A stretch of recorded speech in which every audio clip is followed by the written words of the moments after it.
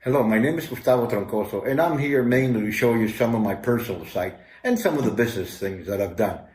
Two reasons. The first reason is I'm out there giving you advice and trying to help you get out of this crisis. I want you to make sure that I did that before, way before I sat here and wanted to educate you. The second thing is I've had some people and companies call me, and I have contacted some companies too, and I would like to help. I'd like to go farther than what I'm doing now. The first thing I tell people all the time is find out what you're good at. What is your gift? What is it that God put in you that makes you different from everybody else? Once you find what makes you different and what really motivates you to go out and do it, then the second thing is a plan. You need a plan to go out there and beat the world. Now, you have to make a choice because most everybody do not work on what they like. Most everybody has to go to work because they need to get paid. They need to survive, they need to pay mortgage, they need to pay schools, they need to pay their bills, and that's why they go to work. Well, I was one of the lucky ones who went out and worked in what I really liked, I really enjoyed. Early in life, I had to make some tough decisions, and the decisions was, what am I going to follow? Am I going to follow what I really like, or am I going to follow money? You see, I really wanted to be a doctor. I like to help people, so I really wanted to be a doctor. And I also wanted to be a businessman. I had a great example. My grandfather, we come from a 200-year-old Italian family. My grandfather was a great negotiator. So when I was about to make my decision, I thought, let me look around. Let me see what people around me have done and how far have they gone. I've always seen my father, beautiful homes, beautiful everything around him. I saw my grandfather as a hard worker. I also looked around and saw my cousin who was a doctor. He was in 8th year of medical school. He had not a single penny to his name. And I thought, well, I like being a doctor, but I like money more. So I made a decision to go into the business world because of my grandfather. So I went into the business world and I really enjoyed it. I spent 7 years working, trying a lot of things, opening my own companies, failing and succeeding in many of them, but gaining all the experience that I needed to go and become a CEO, as everybody wants to become. These days, everybody is a CEO, but there's very little working CEOs. So I made a decision to go into business and started building my own businesses. I built and sold. Finally, in 1990, I decided to go multinational, international. I wanted to go big, I wanted to go out there, and I wanted to succeed. I always knew I wanted to go international. I never knew how hard it was, and I never knew how much it cost, and I never knew how much time, of my own time, I had to devote and forget basically everything else to go compete in an international world. All I knew is I was motivated, I wanted to go out, I had some experience, a lot more than most everybody else around me, because I've risked a lot more than everybody else around me. I know I was capable, I had all the desire to go out and do it, I had no fear, and I knew that if I went out there, I was going to succeed. That is the way I think. Even though I didn't know God at that time, and even though I had anybody else, absolutely nobody else to support me, I went ahead and did it. Now, I spent the next 6 years in Boca Raton, Florida, trying very hard to get ahead. There was a lot of investment on my part. It was financed by me 100%. There was a lot of time put into it in my part also. And also, I faced failure and success at the same time at a very accelerated rate, but I was willing to do it, and I went just right into it. By 1996, I've already become international, and I was asking God, because I never knew God, I was asking God, is this the right way to go? Am I going the right way? Because it's painful. It makes me money, but it's extremely painful to get there. God answered my call, even though I didn't know him before. And from that day on, my life completely changed. It's not been easier. It's just been different, very different. I'll tell you a little story. I met God, and God spoke to me, and I run to my mother. And I said, Mom, I've heard the voice of God. You know, being an Italian Catholic, Roman Catholic family, this was absolutely crazy. You know, first thing they said is, they're going to take all your money away. The second thing they said is, you're never going to make it on that side. And the third thing they say is, we're happy for you, but this is not going to last. For the next 10 years, and I want to say this is very personal, but I'm going to say it anyway. For the next 10 years, every time we met, every time we had a family dinner, every time we met for a weekend, I remember, and this is hard to say, but I remember my mom making fun of me. My mom used to say, Oh, she used to hit a glass like Italians do and hit a glass. Let's see what my son has brought from God today. He said, let's see what God has spoken to my son today. And they laughed and, and they made fun of it. And I said, well, if that's a price I have to pay, well, that's a price I'll pay because I feel good. This harassment, and believe me, I don't want to sue my mother, but this harassment went ahead for 10 years. I put up with it, it became normal. But then one day, listen to this, one day something great happened. We were sitting down in one of those dinners, and my mom lifted that glass again and hit it and said, listen, I want to say something today. And I'm going to try and say it with a straight face. My mom said, I've been mocking my son for the past 10 years. We've been all laughing about what he's taught us about God, about what he said he's done, what he said he's heard. And, we've been making fun of my son for the past 10 years. And then she said, but today I want to apologize. I want to apologize because God spoke to me last night. It was very potent. It was very amazing. Hear my mom say those words. She publicly apologized. And from that day on, their life also changed completely and absolutely. I have never heard my mom apologize because she basically has never done anything wrong. But she apologized. She said, I've been laughing and I've been mocking. Last night, God spoke to me. What she didn't know is that behind the curtains, I was asking God, did the same way he spoke to me, speak to my mother. Change her heart the way you changed mine. Tell my mother that you're up there, that you exist, and that you're the ruler of this world. And everything happened because of you. Well, 10 years later, he did. He spoke to my mother. I heard my mother apologize for the first time in her life. She's never apologized again because she's never done anything wrong. So faith is a pretty important component of your success. I just want to make that very, very clear. So sorry, folks, if I got a little emotional, but it is a very important spot in my life. It's a very important time in my life, and God was merciful enough to listen to me. So I'm not going to make it boring. I just want to tell you that I became a CEO back in 1990, and I've been a CEO ever since. One of the reasons that I enjoyed it so much is that I liked business to begin with. I might have been a doctor. Yes, I love being a doctor too. But then I chose a different path. And a couple of decades afterwards, I'm here. I'm still doing it. I still like it. I love to share my experiences with you. I like you to check my companies and what I did and make sure, again, that whoever's educating you has something important to say because he did it. There's a lot of people out there telling you what to do. Choose wisely before you make a decision. It's very important in life you choose the right path. There's an old proverb out there that says if one blind man guides another blind man, they'll both go into a hole. So just make sure that whoever's trying to help you and give you solutions have gone through the same thing you've gone through and succeeded. Now, I'll try and answer some of the questions that companies and people have asked me lately. And here's the first one. Tell me a little bit about yourself. I'll tell you about myself. It's very simple. Since I was 12 years old and all the way to probably when I was 18, my father used to come into my room and he used to ask me if I was comfortable. He used to ask me, do you like your bed? Do you like the ceiling? Do you like the paint? Do you like the paintings in the wall? Do you like your covers? And I obviously said yes, we live very comfortably. And I says, yes, Dad, I really like it and it's very nice. So throughout puberty, I had a dad to make sure that I knew that everything in that house belongs to him. And that when I was 18, I had to get out and do my own stuff.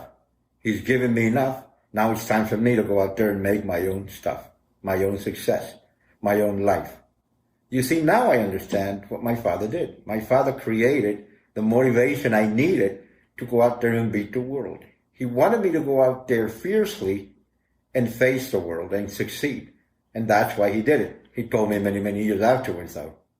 So this motivation my father planted in myself lasted long enough so that I went ahead and opened my business and did exactly what I wanted to do. Later in life, I called my father and I said, Dad, I made it. This is it. Now I'm economically independent and I've made it. I never thanked him, though, because he never told me why he did it. He told me many, many, many years afterwards because he wanted to make sure knowing me very deeply that I was going to make it and I was going to be able to go through every failure in the world. So I define myself as somebody permanently motivated. I don't need to go to anybody to get motivated. I motivate myself. Now, that motivation has been changing through the years. It used to be one thing and then it became another thing, and then later on in life it became something else. But I did not depend on anybody except my faith and whatever that created in me that motivated me to go ahead and succeed. So if you want to find out what I've done, all you have to do is go into my LinkedIn profile. It's all there. I don't want to bore you with my resume. I'm pretty sure you guys have one more exciting than me. But it's all in there. All the information is in there. Companies are up there. You can check them out too. And that is me, somebody who's persevered, who's not going to quit till he succeeded. Well, other people and other companies ask, what is my biggest weakness? My biggest weakness is pretty simple. I am very hard at delegating things to people. It took me many, many, many years to be able to delegate and make sure that things were done the way I wanted it. But then I learned how to form teams, mentor teams, administer and manage teams. And it has become the best part of my life. It has become that sharing my knowledge and teaching others how to do the same things I've done is more satisfying than actually doing them. So yes, I have a weakness. Much of a resume I might have and might impress one or two out there. Yes, we all have weaknesses.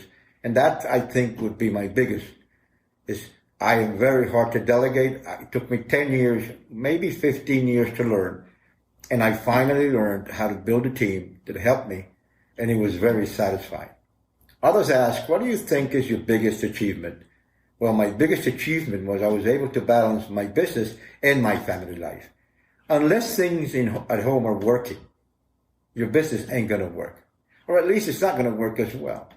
Now, you might have a business that works pretty well, but then you might have a family that's not working at all.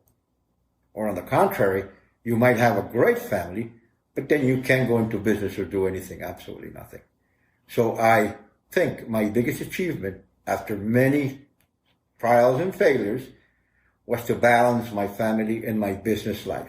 You see, it is important that you become somebody important in your home as well as your business. If you're a CEO and you're very cherished in your business, you must be a good husband, a good father, a good brother, and a good sister, and be cherished in your family. That is extremely important. That is the foundation of everything a businessman does. If you're successful in your family, you're going to be successful in your business. If you follow principles with your family, those same principles you take to your business. And if you're successful in your family, you will be successful in your business. Until you do that, success in your business is not going to come. I'm sorry to tell you, but you'll have to sacrifice one of the two. That's what most people have to do. In my case, I was blessed enough to be able to balance family and business life, and I think that is quite an achievement, to be honest with you. Others ask me, what is the biggest project you have done? What is the biggest thing you have done? What is the biggest thing you have accomplished?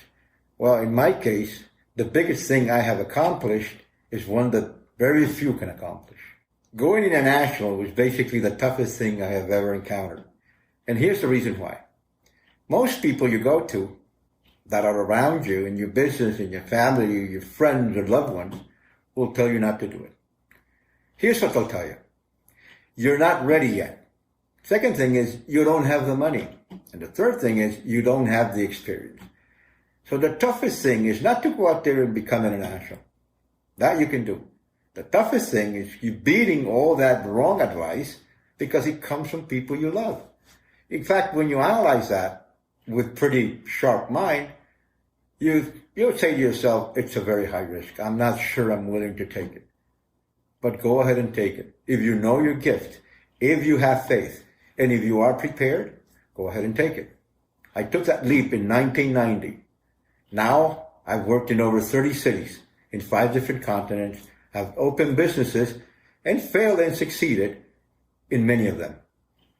Out of the balance it would be, it's a positive balance. I sold most of my businesses in 2018, just kept the foundation, which I am a CEO of that foundation today. So to be honest with you, Being international is the toughest thing I've ever faced. Most people don't want to do it. Most people think they can't do it. But to be honest with you, if you want to do it, it's something you should try. Some of the people have asked me, well, what is your biggest strength? I think my biggest strength is team formation. Business development would be another one, and basically perseverance. I think if you combine all those and you show people what you can do, even better, if you teach people what you can do, if you mentor people on what you can do, there's going to be a lot of people around you very happy, learning from your success, and even being more successful than you. Who cares? A business developer is somebody who takes a business from 0 and gets it up to 10. You develop the business all the way through success. So I would think that would be my biggest strength, being a business developer. Some people also ask me, what is my style of management? Well, my style of management is very simple. I like to put people where they work the best, in what they like, and specialize people in that certain point. I want to make sure that they like it. I want to make sure that they have a gift to be there. And I want to make sure that they're happy where they are. You see, it's like the car manufacturers. They make a car, it's a long line, and it goes through a lot of different people. Each one has a specific job. It's actually a pretty successful way of managing. I compare that to the car companies and the way they run their assembly lines. Everybody specializes in one area of the car, and at the end, what you see as a result of that assembly line, it's a beautiful made automobile. Beautiful. Why? Because these people specialize in every spot of the car. There's one guy specialized for every spot you need. And the result of that is a pretty well-formed machine. So that is my style of management. I like to put people into what they like. I like to have them specialized in that area if they have a gift for that area. And I like to make them work happy and make sure that they make enough money so they can, save and pay for their bills and be comfortable with the work they do. Some of the questions and offers that I've had, people ask me, would you go sideways on your career? Of course I would. In this days and times and ages, we've been hit by the biggest crisis in this century. I think our knowledge and our experience has to be worth a lot more now than ever. I think wherever we are required as CEOs or business people or entrepreneurs, we should go. We should help. We should help people get up again. We should help people be faithful. We should help people trust themselves. Some people have asked me, what is my day-to-day routine? Well, I'll tell you. It is pretty simple. I wake up every morning around 5 o'clock, 5 a.m. in the morning. Why, I don't know, even Saturdays and Sundays. I got used to it, so I wake up early. The first thing I do is I pray. I pray for a while because, knowing God is something that's changed my life so much. And it gives me the strength, really gives me the strength to face whatever's coming. Even though these days it's pretty simple compared to many, many years ago. The second thing I do is, I plan my day. You need to plan your day. You can't just go out there and think, am I going to take a right? Am I going to take a left? I plan my day. I have some meetings. I have some calls. Well, the meetings now are all internet. So I plan my day. I make a plan that there's enough time for me to go do business and make money. There's enough time for my foundation, which is a nonprofit, so I can dedicate time for my foundation. And there's also enough time to maybe go pick up my daughter at school. So maybe go have some dinner with my family. And again, today it's a little different, but that's my routine for many, many years before. It's changed a bit with this crisis that we're going through now. It's pretty common. All you have to do is have a plan. Always have a plan. I'm not talking about a plan for 10 years from now. I'm talking about a weekly, daily, maybe monthly plan. You see, you accomplish big things by accomplishing small ones. Don't try and score a goal all the way from the other side of the field. You see, it's like football. You go yard by yard. When you're close enough, then go ahead and score that goal. Now, some of the people have asked me, what am I passionate about? I'll tell you what I'm passionate about. I'm passionate about succeeding and teaching people how to do it, and I'm passionate about God. About succeeding and teaching people is very simple. I've done that all my life. That's what I like. I know how to do it well. I have accomplished most of what I set it out to do. So I'm really passionate about success. The second thing I'm most passionate about is God. Since that day God spoke to me for the first time, everything in my life has changed. I really hope that it does the same thing with you. If you believe it or not, it doesn't matter. I didn't believe it anyways, but he spoke to me. I can tell you I'm a man of faith. Everything I do is sustained by faith. Everything I wait for and hope is also sustained by faith. So God has been a huge, huge help in my life. It's been a huge, huge motivation, and even better, a huge example for my life. How do I deal with pressure? Well, very simple. The first thing I do is through prayer. I feel that through prayer, most of my pressure is manageable. The second thing is how I deal with pressure is basically just doing it and persevering. Everything is pressure in our lives. It has become a constant thing in our lives. From when the days when my father used to tell me everything is mine, to the days when I had to go international and say, should I face this with my own money and go broke, or do I go to a bank and borrow somebody else's money? Well, I decided to do it with my own money, and God was good. So there's pressure in life in everything you do. In my case, the way I deal with pressure is prayer and perseverance. If you believe you're going to make it, if you have a plan, if you have a goal, and if you have faith, please don't doubt it a minute. You are going to make it. So just to summarize most of the things we've talked about, is basically, I'm a CEO. I've been doing business for a couple of decades. I've done it all over the world in many areas, transportation. I became a book author. I also did business on franchising. I'm a manufacturer. I manufacture sportswear, or I used to manufacture sportswear in China. I've been in the car business. I've been in the financial. I've been in the investment banking business. I've also been in many other businesses which dealt with wholesale, international wholesale and retail, the supply chains, the logistics. So again, the reason I wanted to do this video is for you to know me a little better. I want to make my information accessible to anybody who wants to go and see if I've done what I've said I've done. I wanted you to make sure that you can trust me when I say I can help you succeed, survive, or even thrive, because I've done it myself. I wanted to make sure that you understand that anybody who embarks on a trip to go help others must first have helped himself. I call it very simply, walk the walk and talk the talk. I think that's the most important thing to do. I might be a good salesman, but what I try to sell today is knowledge and education. I've sold all my life, and everybody sells. Now, in today's world, that's not a problem. You can go out there and sell whatever you want. You can go out there and trade whatever you want. You don't even need to be successful on it. But when you're trying to educate people and give people advice, there is a delicate spot. You better be saying something that you have done before. I think people would trust you enough, or even better, if they knew you did it, if they knew everything that came out of your mouth came because you tried and failed so many times, but failed until you succeeded. And that's my case. My case is I'm what they call a working CEO. I work from the bottom up all the way to CEO. I learned every position in the company. I've done every position in the company. So when you tell me about a problem downstream, can't lie to me because I've done it. I've been there. I've failed and I've succeeded in that same spot. So you gotta be a pretty good storyteller to fool me. The only reason, am I more intelligent? No. Am I special? No. I just did it. I did it before you. So at this point in your life, when the world is in crisis, make sure you pick the right person to guide you. Guru, teacher, motivator, pastor, or religious leader. It doesn't matter. Make sure you pick the right one, though. The one who's giving you advice out of being able to solve that beforehand. There's a lot of good salesmen out there. They'll sell you air. But that's not what we want to talk about, and we don't care. God bless them.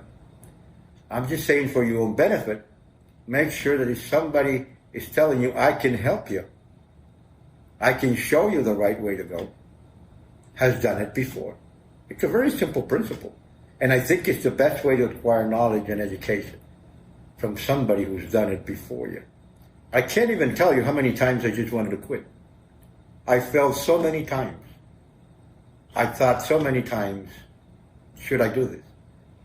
I felt so many times that I thought I was going the wrong way. But that's what God plays a very important part in your life. Because just a little voice inside of me said, you are going the right way. Have faith. Keep doing it, because you'll get there. We will never know why He makes us go whatever He makes us go. But I can tell you that if you have that communication, if you have a gift of perseverance, and if you believe in yourself and have a very strong will to do things, you will succeed. You don't need to be an important person. You don't need to be even a special person. All you need to be is faithful, sure about your own gift, and brave enough to persevere against anything that comes your way. And you will see it happen. That is the way you see most of the big businessmen being formed. They came out of nowhere. They actually had no previous experience. They started in a garage, a basement, an attic, I don't care, somewhere, small, little, and enclosed. And then today, they're the biggest business people in the world. Now, why am I saying this? Because I have done it. And believe me, I'm nothing special. But I had the thing inside of me that took me to where I am today. I knew my gift. I knew exactly what I was good at. I was motivated myself. I motivated myself. I'm not saying I'm standing in a mirror talking to myself all the time. Motivation just comes from a desire in life. If you have a strong will and high self-esteem, you will make it. You will get there. It doesn't matter what obstacles you have to jump, you will make it. And I know that because, again, I did it. So I just want to make you understand that there's an opportunity out there for you. Find what you like. Find what your gift is, and go follow it with all your heart. It'll happen. I'm sure of that. In conclusion, I must tell you that I am a multitask, multinational CEO. That's what I do today. That's what I've done for the past decades. I've achieved some measure of success because I really wanted it in my heart. At the beginning, I just wanted to show my father I could do it. At the end, I just wanted to show myself I could do it. I studied business administration and financial management, which helped me a lot. But where I learned the most was failing and succeeding. Failing and succeeding. What a great school that is. Was I fearful? At times. Was I thinking of quitting? At times. But thanks God I didn't. Because what I do now is I tell people, you can do it. Out of me done it before. Out of me doing it before. I enjoy, that's my passion. My passion is showing you people how to get up there and do it. Don't let anybody discourage you. Don't let anything in life discourage you, because the only ones who make it are the ones who want to live it. The other ones, like I've said before, just want to exist. Don't worry about them. They'll be okay. If you want to live, succeed, and make it, just do what others don't do. That is a basic point, too, of success. Do what others don't do. If you do what others don't do, if you wake up before everybody and you go to bed after everybody, if you spend 3 hours acquiring knowledge for yourself instead of watching a game, if you spend a little more time with your family instead of long hours at the office, do something most people don't do. If you do something most people don't do, you will end up where most people do not end up. At the end, I just want to say that for those of you that are offended by the mask, I deeply apologize. I'm deeply sorry that you are offended. You know, my face is on my LinkedIn account, and most of my businesses have my face, so go ahead and see it. For now, please stay safe. When you go to work or when you want to go to work, stay safe. All the time, stay safe. When you want to go enjoy and play around and enjoy a game or maybe a movie, stay safe. Remember, this is temporary. All this will pass, and we will become winners. Remember one thing and never forget it. God is on our side. Thank you.